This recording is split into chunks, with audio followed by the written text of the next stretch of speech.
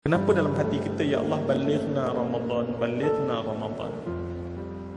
Tuan-tuan, tidak lain dan tidak bukan adalah kerana dosa kita. Sebab itu tuan-tuan, saya nak mengajak kita semua buat satu amalan sebelum datang masuk bulan Ramadan, terutama di bulan Sya'ban. Di samping amal-amal yang lain, kita buatlah. Kita tahu amal Nabi minta jangan kita lalai dan lupa di antara bulan Rajab dan bulan Ramadan. Dan amal-amal itu kita buatlah, perbanyakkanlah, latihlah sebanyak-banyaknya. Tapi saya nak fokus satu yang saya nak ajak diri saya dan kita semua tuan-tuan. Sebelum masuk Ramadan, tuan-tuan, ini analogi saya. Tuan-tuan, agak-agak dia boleh pecah dah rekod dunia. Kenapa dia boleh pecah rekod dunia? Sebab dia putuskan rantai itu, barulah dia boleh pecah rekod dunia.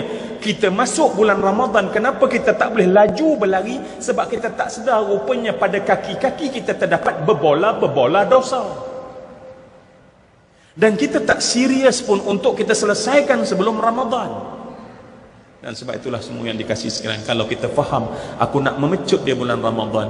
Sebab Ramadan ditunggu oleh para sahabat, salafus soleh, tabi'in dan salafus soleh. Maka ya Allah, aku nak ya Allah, dan tak ada cara tuan-tuan melainkan bulan sebelum masuk Ramadan telah kena memohon kemaafan, mohon taubat pada Allah, mohon kemaafan sesama manusia. Saya nak khususkan malam ni tuan-tuan, tolong sebelum Ramadan minta maaf pada mak dan ayah. Dan saya cakap dalam bentuk doa tuan-tuan, wahai Allah, tolong fahamkan kami sebelum kami nak masuk Ramadan, taufikkan kami, kekuatan lidah kami untuk mohon maaf pada mak dan ayah. Ustaz? Siapa? Ustaz? Ustaz apa nama? Ustaz Hambali. Ustaz, ana tak katalah, tuan-tuan tengok Ustaz Hambali, Masya Allah. Katalah Ustaz Hambali, ana cakap dengan Ustaz Hambali, ana rasa tak senang dengan Ustaz Hambali. Ana cakap, ana boleh buat. Tetapi bukan dengan mak dan ayah. Bukan dengan mak dan ayah.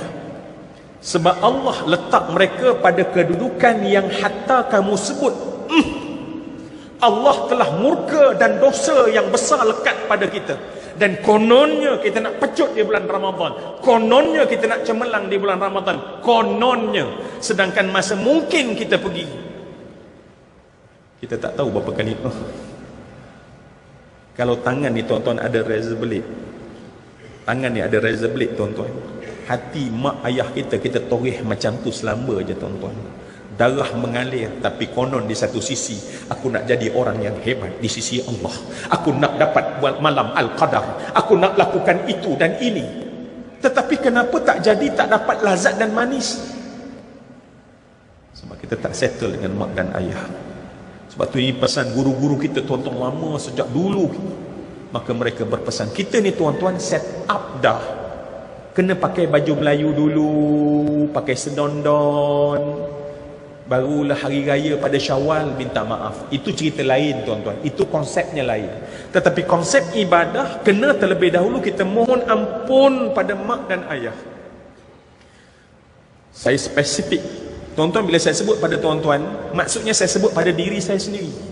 Sebab tidak ada seorang yang di sini, sebab mungkin kita, sebab setelah kita jadi ayah, kita lupa bahawa kita ada hak dengan ayah.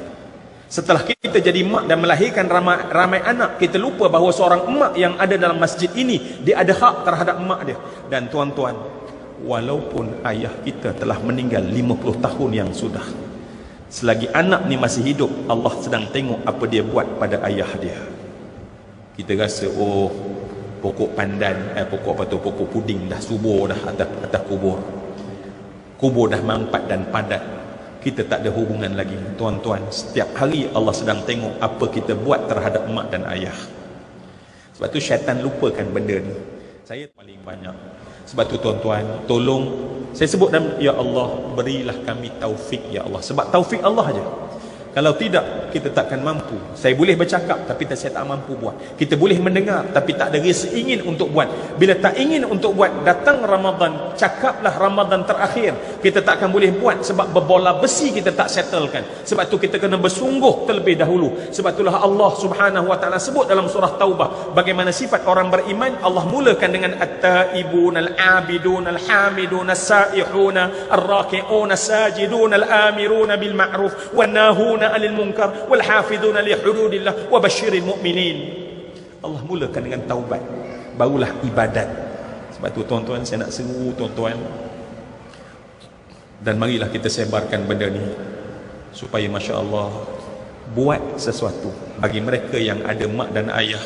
Buat satu momen kita sebut mohon kemaafan daripada mereka. Kebanyakan kita tuan-tuan, ni ceramah sekolah-sekolah. Ya Allah, selagi mana kita hidup, selagi mana itu saya dan ayah saya ada hak terhadap dia, dan saya kena buat baik pada mereka walaupun ayah saya telah meninggal dunia, walaupun mak saya dah meninggal dunia tahun sudah, tapi saya masih akan dilihat Allah setiap hari apa baik kamu buat pada mak kamu. Man lam yashkurin nas lam yashkurillah.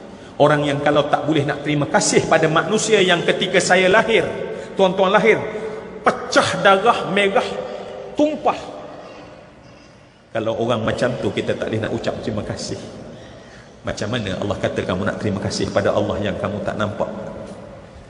Bagaimana kita nak ucap terima kasih pada ayah kita yang ketika dibesarkan mungkin tahun 70-an, 80-an, 90-an dulu, besarkan kita dengan peluh, dengan susah, dengan payah. Hari ini kita berada di sini dalam keadaan kita langsung tak ingat. Bagaimana Allah nak kata kita pandai bersyukur pada Allah kalau kita tak boleh nak berterima kasih kepada manusia? Sebab tu tuan-tuan, sebelum datang Ramadan, marilah kita bersihkan dengan mak dan ayah kita terlebih dahulu. Sebab tu bagi mak dan ayah yang telah meninggal dunia, ulama mengajarkan kepada kita amalan-amalan, menghadiahkan amalan, mendoakan berkekalan, dan berbuat baik pada siapa yang menjadi rakan taulan ayah-ayah kita. Berikan kegembiraan pada mereka, sebab Allah sedang melihat kita setiap hari, adakah kita buat benda yang terpenting dalam hidup. Semua yang saya hormati dan saya kasih sekalian, kalau kita buat perkara tersebut, barulah kita masuk ke dalam bulan Ramadan dalam keadaan seusaha kita, dalam keadaan ringankan diri kita. Dan bila kita ringankan diri kita, insya-Allah kita akan melakukan kebaikan yang sebanyak-banyaknya. Semua yang dikasihi sekalian, malam ni